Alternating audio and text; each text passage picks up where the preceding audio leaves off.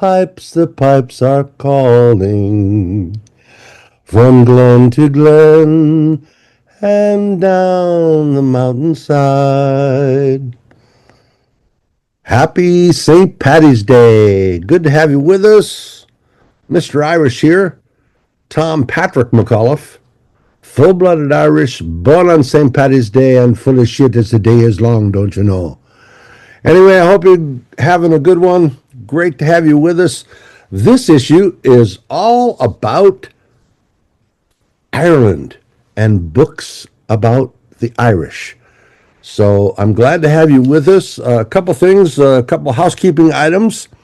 We're looking for more authors. If you know of an author that's got a book out, please have them get in touch. Just book info at nextstopparadise.com. We had a great interview with New York Times bestselling author, USA Today bestselling author Jim Butcher last week. And this week we're going to be talking about his new audiobook, which is coming out. Also later this month, Books on the Bay Festival in Pensacola, Florida, down in the southern part of Panhandle of Florida. Come on by. There's still a couple of booths available, and that's going to be on Saturday, March the 28th. I'll be there at Bayside Park in Pensacola, Florida, the city of Five Flags. Coming up, also, we've got Hispanic books for Cinco de Mayo coming up in the beginning of May. We also have for Memorial Day books about World War II, which is going to be kind of interesting. And we're going to be looking at that. So if you're a history buff, you want to tune in for that one. So far, the best episode that we've had is the one about 3 weeks ago on cookbooks. Everybody loves cookbooks, right? So we also have in about 2 weeks, we're going to have a special on nonfiction books. So if you've got a special book that you like that's in the nonfiction genre, let us know about it. We'd appreciate it. Anyway, happy St. Paddy's Day. Glad that you're with us. And away we go.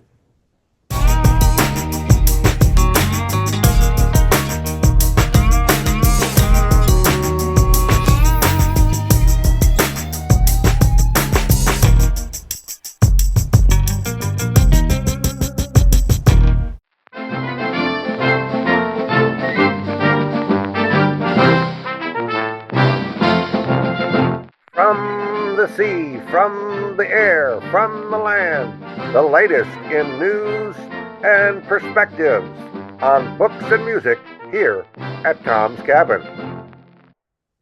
Well, it's time for this week's news. The publishing industry is experiencing significant changes and developments these days. Lots happening both on the author side and the reader side. And here are some of the latest news highlights for us. First up, in a recent poll by the European Publishers Association, more than half of the published novelists in the UK now believe that artificial intelligence could eventually replace their work entirely within the next 10 years. Additionally, the organization announced a new fiction award celebrating writers from refugee and migrant backgrounds, and that's been announced with a grand prize of $30,000 and a publishing deal for the winner. More details on that to follow, but that's from the European Publishers Association. Most authors in the UK and probably, I think, worldwide are thinking that AI is going to make significant inroads in our industry in the next 10 years. Moving on for news, the Trump administration has targeted several book-adjacent government agencies and have made no secret of its goal to privatize libraries. At the very least, they're going to pull all federal funding from libraries and library programs. In addition to privatizing libraries, publishers are facing challenges like Baker and Taylor's closure, the bankruptcy of several publishers, and the consolidation into really the big five publishers so that we only have five. Last year was a tumultuous one for book publishing as it was for many American industries. The business spent much of 2025 bracing for the impact that the new Trump administration tariffs would have on the publishing and printing sectors.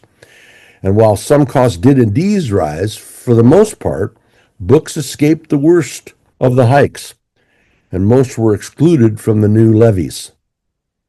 The White House, however, still caused plenty of chaos with its array of actions and executive orders that resulted in funding cuts and the downsizing of a number of organizations that provide support to the broader book community and to literacy in general. Among the moves made by the administration were the firing of Carla Hayden as a Librarian of Congress, the dismissal of Shira Pullmitter, the U.S. Registrar of Copyrights, and an all-out attack on the Institute of Museum and Library Services. And they also did an overhaul of the National Endowment for the Arts, including the cancellation of all literary art grants and creative writing fellowships. Let me go back and repeat that. Including the cancellation of all literary art grants and creative writing fellowships, as well as the National Endowment for the Humanities, and the downsizing with an eye towards eliminating the U.S. Department of Education. Nearly all of these actions led to lawsuits which resulted in some victories. Book lovers are closely monitoring the administration's actions, as well they should. You know, if we're not careful, we're not going to have anything to write about or anything positive to write about. Moving ahead in news for this week, book bans and AI still loom large in bookdom. While 2025 brought new issues, book banning and attacks on the freedom to read, opponents of book banning had a mixed track record of wins in 2025. In various court cases, they won some and lost others. A big one was in Penguin Random House versus Gibson. A court ruled in favor of the plaintiffs who challenged a law compelling schools to immediately remove any books from school libraries that parents objected to. Free speech advocates, however, suffered a blow in Texas when the United States Court of Appeals for the Fifth Circuit reversed a district court's preliminary injunction and dismissed free speech claims in Little versus Llano County, allowing some book deletions to stand. Elsewhere, the growing influence of AI may impact publishing, and it's another source of ongoing industry concern in 2026. Authors and publishers scored a few major victories in a copyright infringement class action lawsuit brought against I always mispronounce those guys. Anthropologic.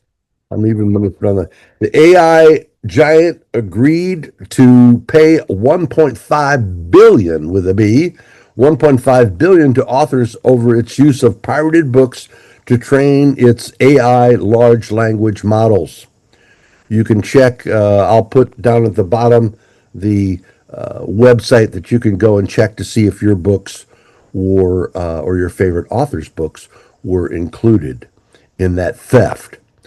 More rulings in copyright cases, including a recent class action lawsuit filed by authors against OpenAI, are likely to be made later this year. And moving forward in other news, books for prisons. Across the U.S., various organizations work to ensure that people who are incarcerated have access to literature. These include Books to Prisoners, that's one organization that originated with a bookstore. Books Not Bars, which is a publisher's program. One of the most popular ones is up there in Seattle. Left Bank Books has operated as a collective since it opened in 1973. An early initiative, Books to Prisoners, has grown into one of the company. An early initiative, Books to Prisoners has grown into one of the country's largest prison literacy projects. In 2024, some 28,000 pounds of books went out to prisons in more than 40 states with the help of local groups that know the rules of individual states and institutions. You can't just send a bunch of books to your local prison, unfortunately. It's got to go through the procedure. Executive Director Andy Chan began volunteering with Books to Prisoners in 1994. He says that more than 1,000 letters arrive each month from incarcerated people in facilities where library budgets have waned or are non-existent. Not every prison has a library, unfortunately. If, quote, if they didn't need books, they wouldn't be asking, unquote, he noted. The most requested item is a dictionary with sci-fi and westerns, popular fiction genres. Other wish list items include GED guides, vocational manuals, and books on small business ownership.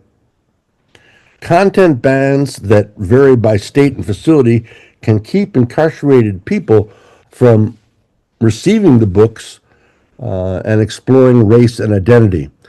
Chan explained, citing a 2022 incident in Tennessee where a Malcolm X biography was rejected by a correctional facility with a handwritten note that simply read, Malcolm X not allowed. No further information or reason was given. Quote, learning brings up questioning, and questioning is not what prisons want. They want people to do what they're told to do, unquote, Chan said. Quote, we want people to leave better than when they arrived, and reading books is one of the great ways that we can help make that happen, unquote. Dana Blanchard joined Haymarket Books, a radical nonprofit publisher in Chicago, back in 2016. As she settled into her new job as a publicist, she noticed a stack of requests from incarcerated readers. Staffers took turns mailing out books when they had time, but the volume of requests continued to grow. Eventually, Haymarket streamlined the process, and in 2021, Books Not Bars was born. Later that year, the publisher released We Do This Till We Be Free by Marambe Kamba, which stroked conversations about justice reform and prison reform. Blanchard, now Haymarket's programming coordinator, says the title also helped Books Not Bars connect to organizations like the Mississippi Collective and Study Not Struggle, a political education group she describes as led by folks who are currently incarcerated. Each week, Haymarket's initiative receives an average of 50 letters in its post office box, many of them requesting books about Black liberation, radical poetry, and political history. Last year, the publisher donated 14,000 books to various causes, and with the help of its annual fundraising campaign, 1,500 of those were earmarked for Books Not Bars. Very, very cool. Quote, we're about political education for everyone, Blanchard said. Quote, and everyone includes folks who are currently incarcerated, unquote. For more information on Books for Prisons and programs in regards to the incarcerated, please take a look in the show notes. These developments reflect the ongoing evolution of the publishing landscape, with today's focus on sustainability and innovation. More news next week.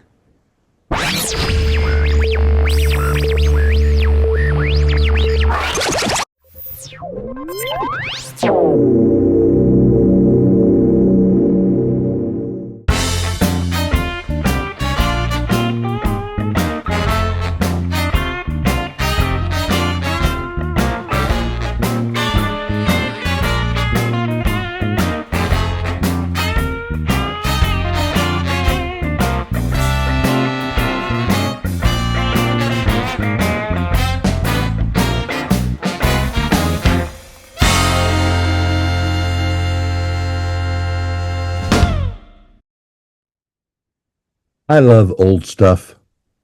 I love antiques and just old stuff. I don't know why. I just always have. And bookstores are more than just retail spaces.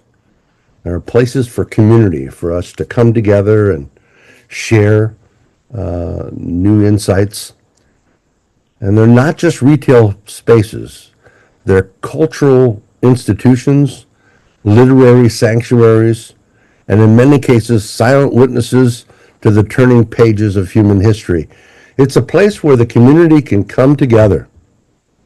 The oldest bookstores in the world are not merely purveyors of printed words, they're monuments to intellectual persistence, architectural endurance, and the unyielding appetite for knowledge. They have survived revolutions, fires, wars, the relentless creep of digitalization, bankruptcies. In some cases, they have even outlived the countries where they were founded.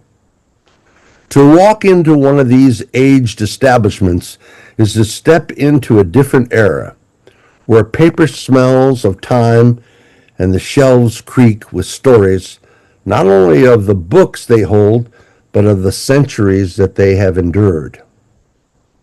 This write-up uncovers some of the oldest bookstores in the world that we can still visit today. Each of them has their own story, some with peculiar beginnings, others with dramatic turning points, but all linked with the unwavering devotion to the written word. Perhaps if you're on vacation or out traveling, you can visit one of these stores. One of the oldest bookstores in the world is the Moravian, am I pronouncing that right? Moravian, Moravian Bookshop in Bethlehem, Pennsylvania. It was established in 1745. Wow. And is recognized as the oldest continuously operating bookstore in the United States. This bookshop is a delightful contribution. This bookshop is a delightful contradiction, deeply rooted in tradition, yet adapted enough to still thrive in the modern commercial world. Founded in 1745 by the Moravian Church, this bookstore is the oldest continuously operating bookstore in the United States. It's older than the United States itself, a fact that somehow doesn't surprise you once you step inside and experience this timeless ambiance. What sets Moravian Bookstore apart isn't just its age and sheer versatility. Over time, it's expanded to include gifts, souvenirs, a cafe, and even a ghost tour program. Pretty cool. But make no mistake, this is a book lover's haven at it. But make no mistake, this is a book lover's haven to be sure. From theological texts to best-selling thrillers, its shelves reflect the diversity of its community. After a brief financial scare in recent times, the bookstore was saved and is now run by Moravian University, ensuring that its legacy will continue for generations. I look forward to visiting them when I'm in Pennsylvania later this year. Hatchard's in London, England, founded in 1797, is known for its association with the British literary tradition. Hatchard's is the royal cousin of, we're going to tell you about the very oldest bookstore. But Hatchard's is a royal cousin to the oldest bookstore, established in 1797 by John Hatchard. This Piccadilly-based gem is London's oldest bookstore and boasts an enduring relationship with the British monarchy. Not just in terms of decor, think cheeky staircases and a faint smell of pipe tobacco, but in actual patronage, Hatchard's holds 3 royal warrants. The king is actually visited there. I believe the Queen, God rest her soul, has been there. Over the centuries, Hatchard's has become a literary institution, hosting countless author events and readings. Charles Dickens, Oscar Wilde, Lord Byron were all regular visitors, lending the store an almost mythical presence in British literary culture. It has retained its historic charm while aligning with the Waterstones bookstore chain in a partnership that keeps it financially viable. The shop spans 5 floors and still stocks rare editions and contemporary bestsellers, all arranged with the kind of finesse you'd expect from a place that had over 2 centuries to perfect its craft. That is something to see. Hatchards in London, England. The Libertaire Gaillardi in Paris, France, was founded in 1801 and claims to be the oldest English language bookstore on the European continent. Founded by Giovanni Antonio Gaillardi, an Italian publisher, the store began its journey in Paris in the early 19th century. While Paris has no shortage of literary destinations, this bookstore holds a unique place in the city's intellectual ecosystem. Located near the Louvre, the bookstore caters to an international clientele and has served the likes of people like Ernest Hemingway, Andre Malak, James Joyce. It's not just a bookstore. It's a cultural bridge between the French and the English. Yeah. The store combines its extensive English and French collections with old school Parisian elegance, polished wood, velvet chairs, and a reverent hush that makes even the rustling of pages sound undignified. You definitely want to check that out if you're ever in Paris, France.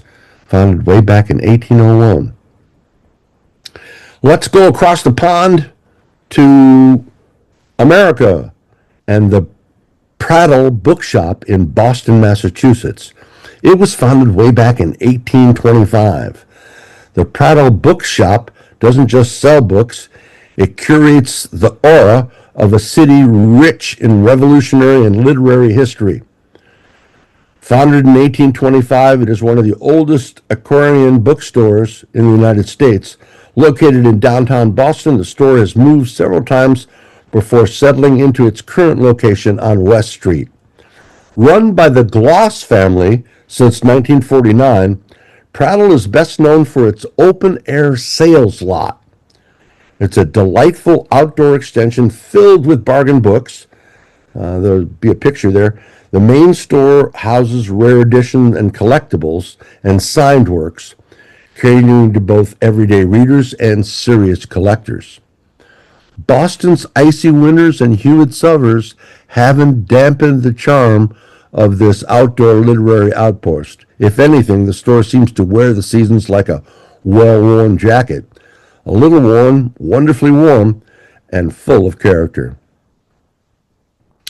Now, there is some controversy as to what is the oldest, but we feel the oldest operating bookstore in the world is Livratar Baratan, located in Lisbon, Portugal. It was founded in 1732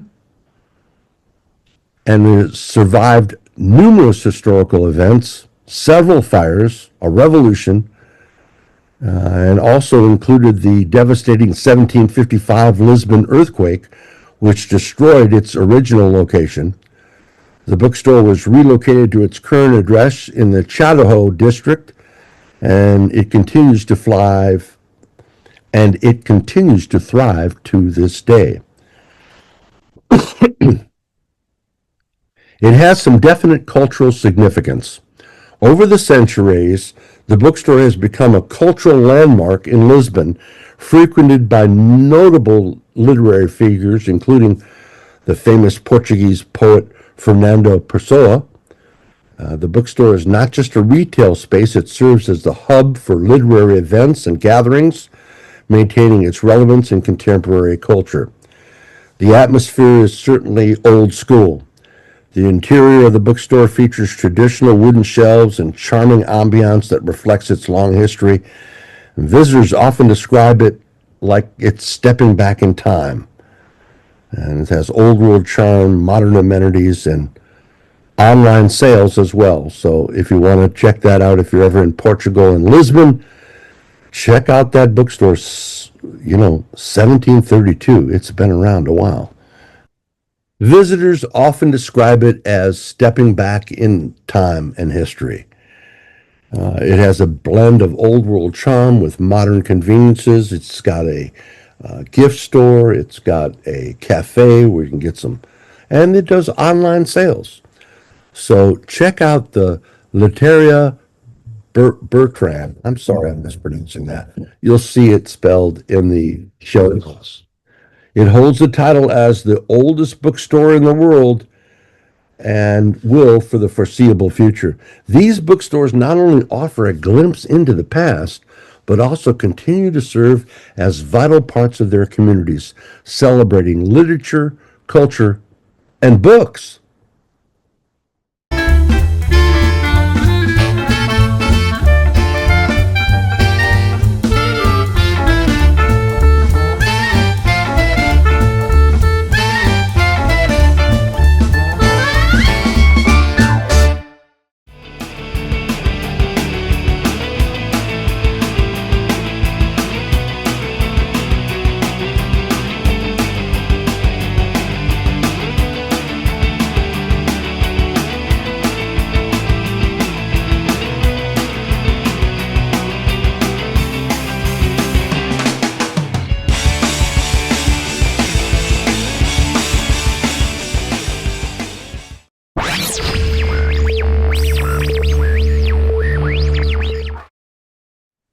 Well, I've been hard at work in the lab, working on all these promo videos.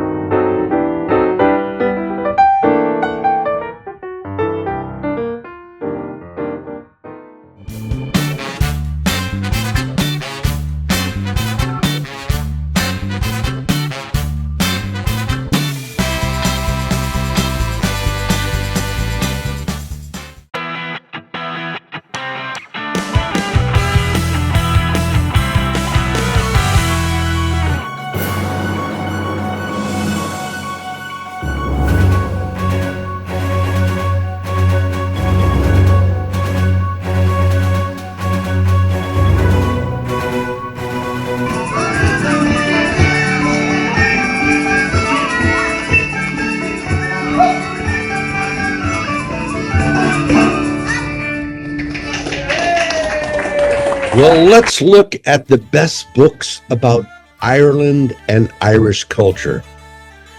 You know, reading transports us to other worlds. So what better way to immerse ourselves in Irish culture this St. Paddy's Day than through the true characters in Irish literature? A vast array of Irish authors and Irish stories is available and offers a unique perspective on the country and its people. Reading these books also shares a sense of place and atmosphere. When you're walking down the streets of Dublin or exploring the rugged landscapes of the Burn, that's up in the northern part of the country, you can imagine the stories that have been told about these places and the people who inhabit them.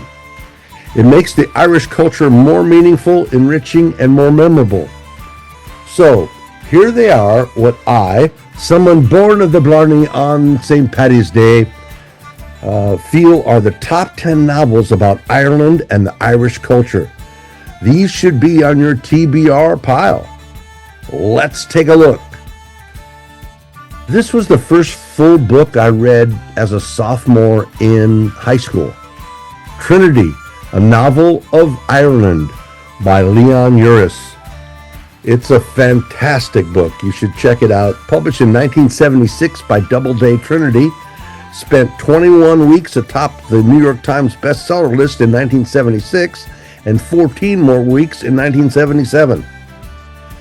Trinity tells the story of the intertwining lives of the families the Larkins and the O'Neills, Catholic hill farmers from the fictional town of Ballyrogue in County Donegal, and the McCauds, a Protestant shipyard worker family from Belfast, and also the Hubbles. The book describes a number of Irish historical events in detail, from the Great Famine of the 1840s to the Easter Rising of 1916. I highly, highly recommend Trinity, a novel of Ireland by Leon Uris. Another book that should be on your reading list about Ireland and the Irish is Irish Fairy Tales and Folklore by W.B. Yeats. The Irish are known for their tall tales and their love of a good yarn. The first time I met a cousin when traveling in Ireland, he was more than 80 years old and took me around his land, pointing out the spots where the fairies lived. So many travelers would not only better understand the culture of Ireland through the fairy tales, but also just plainly enjoy the tales themselves. For that reason, purchase this Kindle edition and enjoy Irish Fairy Tales and Folklore by the one and only W.B. Yeats. Moving forward in books about Ireland and the Irish that should be on your reading list, how about Ireland, a novel by Frank Delaney? Just say yes to this thoroughly beautiful book. An elusive, itinerant spirit visits the village of a young boy in Ireland in the 1950s.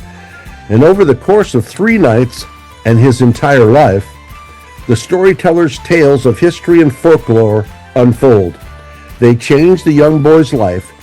This eloquent tale is the perfect way to blend fact and fiction to expose yourself to Ireland's most famous historical battles, its most evocative myths, and its unforgettable fables. Moving forward, how about The Secret Scripture by Sebastian Barry? This is a classic. It's a classic on the list of some of Ireland's most famous voices, writing more than 100 years ago. This novel takes an entirely different approach. Set in County Cork, it's fascinating and fast-paced. Set in County Cork, it's a fast-paced novel that builds suspense and also teaches a good deal about Ireland's cultural changes and turmoil over the span of a century. It's a great way to get a solid dose of culture and history, but wrapped in a pleasing nonfiction story that's sure to engage and entertain. Check out Sebastian Barry's The Secret Scripture. Hey, you all know James Joyce, right? How about The Dubliners by James Joyce? It may be heresy to not include Joyce on the list, but Ulysses is a bit dense for most travelers, just going to Ireland to see the sights and enjoy the country. The Dubliners is a collection of short stories of Dublin's middle class and is inspired by Joyce's upbringing, his childhood. It's an easy read, and nearly all travelers passing through Dublin while visiting the Emerald Isle consider this an essential book. So that if you ever visit the old country, please take a copy of this book with you.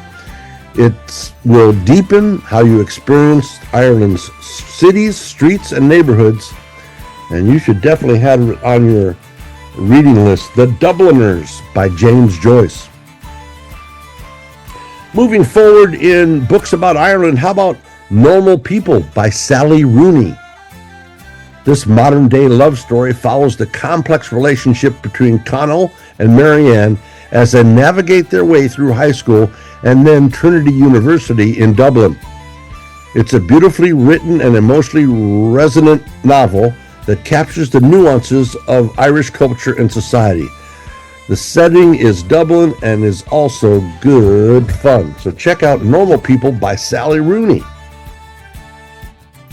Another book that should be on your to-be-read list, how about Brooklyn by Colm Tobin? Set in the 1950s, this novel tells the story of Ellis Lacey, a young woman who leaves her small town in Ireland to start a new life in Brooklyn. It's a moving and heartfelt tale of love lost and the search for identity. It beautifully captures the immigrant experience. If that intrigues you, but you want the Cliff Note version, you can actually watch the movie. Yeah, there was a movie made, which is beautifully done and features the talent Susan Ronan. Brooklyn by Colm Tobin. Check that out. Hey, this next one was made into one of my favorite motion pictures of all time, The Commitments. A novel by Roddy Dowell, made into a motion picture. This hilarious and irreverent novel follows a group of young Dubliners as they form a soul band and try to make it big. It's a fun and entertaining read that offers a unique insight into the vibrant music scene of Ireland. I have not read it, but I've watched the movie so often that I can actually repeat the dialogue. Check out The Commitments by Roddy Doyle. Hey, this next guy figures prominently in Irish history. How about Michael Collins by Tim Pat Coogan? Much of Ireland's recent story cannot be fully understood without an expert grip on the life of Michael Collins. Pat Coogan's indispensable biography of him takes the crown for the best book on Ireland, according to many Irish experts. Collins, known as the Big Fellow, was the man who won the war, according to Arthur Griffiths. He hand-signed the treaty. His mind brought the British to their knees in the War of Irish Independence, and his governance oversaw the birth of the Irish Free State. It was also made into a movie. Michael Collins by Tim Pat Coogan. Check it out. Lastly, but certainly not least, and a double dipper on the list, how about Portrait of the Artist as a Young Man by James Joyce? The portrayal of Stephen Dallas's life in Dublin throughout his childhood and his youth, and his quest for identity through art, and his gradual emancipation from the claims of family, religion, and Ireland itself, deep and wonderful. A Portrait of the Artist as a Young Man by James Joyce. There you have it. 10 novels about the Irish and Ireland.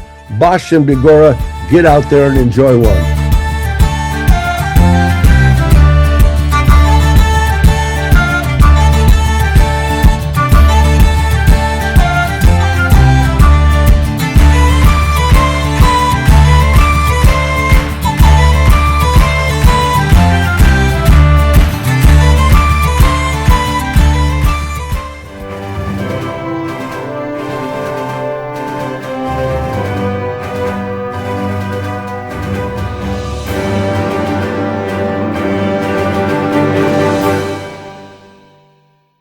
to us about Irish audiobooks.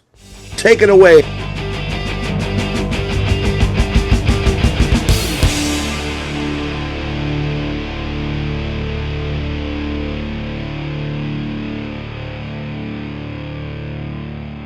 Well, 2025 was yet another solid year for audiobooks, according to the Audio Publishers Association, a trade group supporting the industry. The audiobook industry as a whole has been growing by double digits year over year for almost a decade. That was true again last year. However, because there are so many ways to listen to audiobooks, there's not really a lot of great data as to who the bestsellers really are. But speaking in broad strokes, on a genre basis, romance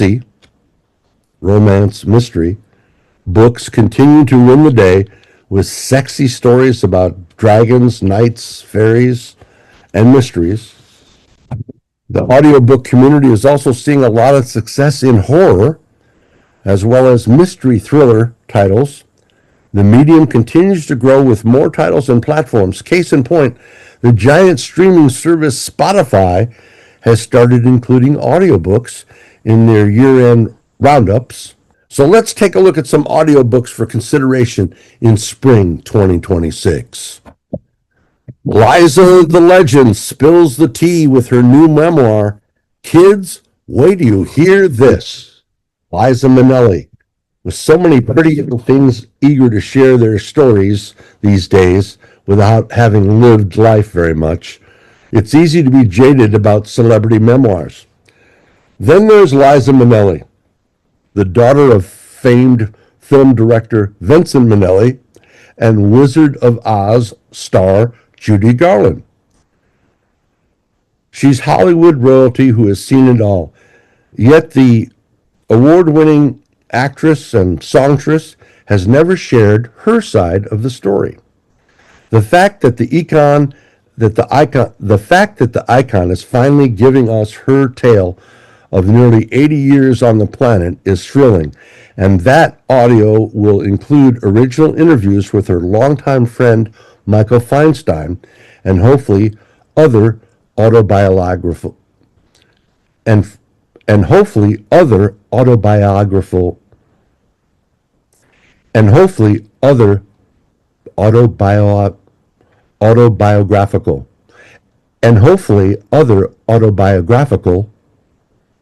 recordings. It's sure to make us all stop and listen.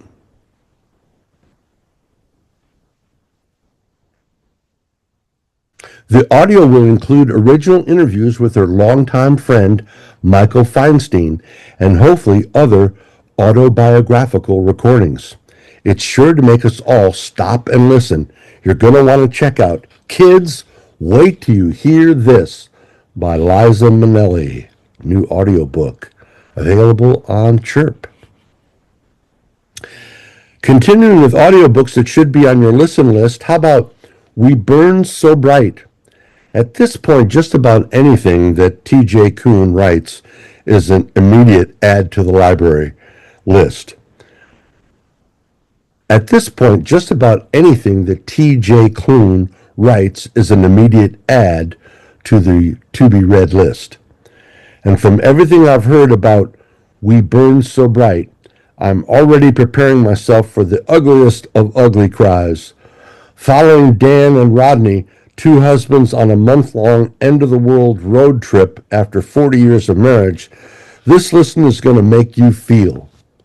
Kuhn has always had a knack for writing queer characters, and I don't necessarily mean gay characters, I just mean strange characters and dialogue that feels so incredibly real that I am so ready for the emotional highs, lows, and love of Dan and Rodney's final journey that I can't even wait.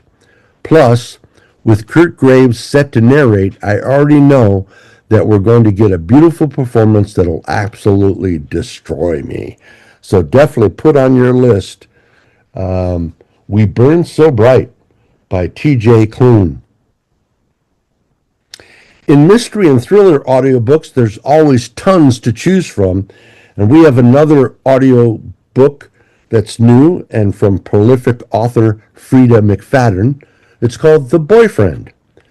This jaw-dropping #1 New York Times bestseller and book talk sensation has more twists than a corkscrew, said critic Tammy Hogue. Sydney's new relationship with Tom is promising, so she thinks. But when a string of murders leaves her questioning the truth, she must work quickly to figure out who she can trust. With over 235,000 five-star gold reads ratings, the publisher's description says, quote, "She's looking for the perfect man. She's looking for the perfect victim. Sydney Shaw, like every single woman in New York, has terrible luck with dating. She's seen it all, including men who lie on their dating profile," unquote. Scope out Frida McFadden's The Boyfriend. Next up in audiobooks is Strangers in Time by David Balducci. A group of acclaimed narrators delivers an absorbing performance, said audiophile.com of this 2025 release. It's from a #1 New York Times bestselling writer, and he does not disappoint. In 1944 London, a small bookshop and its owner become a haven for two characters, Charlie and Molly. But hidden secrets threaten everything. Quote, "It's a masterpiece of a historical thriller penned by, quote, one of the best authors alive," said New York Times reviewer Lisa Scottoline. Well, moving forward in audiobooks, that should be on your listening list, we had New York Times bestselling author Jim Butcher on the show just last week, and now here's his new audiobook, 12 Months, part of his Dresden Files series. Harry Dresden, Chicago's only professional wizard and private investigator, has always managed to save the day. But in this powerful entry from the #1 New York Times bestselling author of the Dresden Files, can he save himself? 1 year, 365 days, 12 months. Harry Dresden has been through a lot, and so has his city. After Harry and his allies narrowly managed to save Chicago from being razed to the ground, everything is different, and it's not just the current lack of electricity. Think Buffy the Vampire Slayer and Philip Marlowe, says Entertainment Weekly.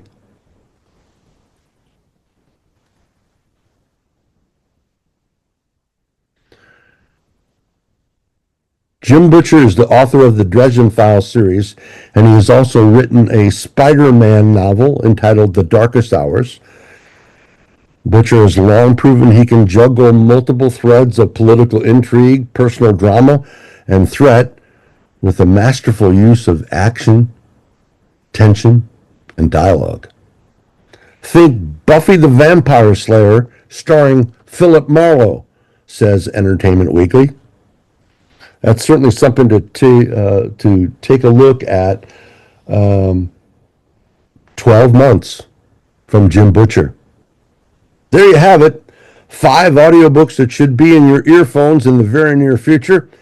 It's clear from their low cost to their ease of use that audiobooks are here to stay.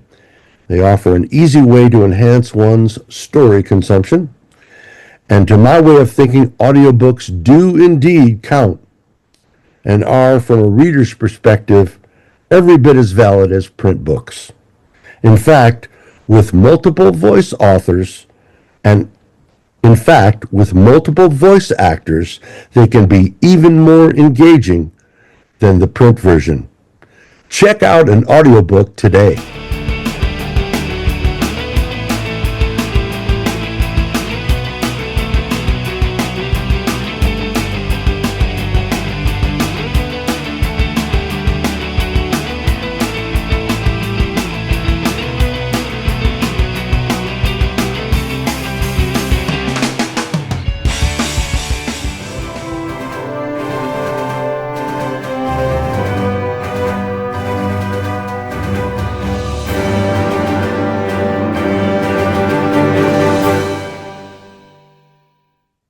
Well, put on your laughing cap because it's time for this week's Jokes of the Week.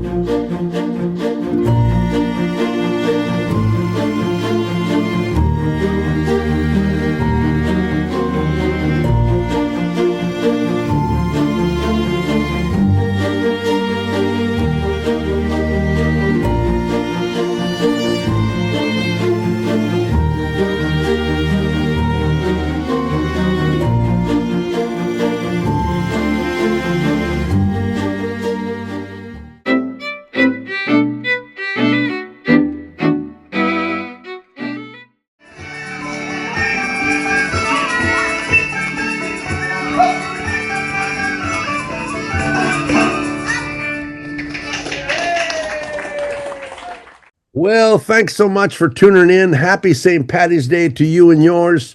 May the luck of the Irish always be with you. And get out there and enjoy it. You know, St. Patty's Day has always been kind of a cool holiday because it's also, signifies the coming of spring. Now, here we are, spring, the snow is melting, and the trees are starting to turn. Not here in imaginary land, but out there. Hey, don't forget, in about 2 weeks, we're going to have the special on nonfiction books. If you've got a comment, criticism, or idea, just send us a little email at bookinfo@nextstopparadise.com. Thanks again for joining us. Don't forget to tell your friends, like and subscribe, and you have the luck of the Irish.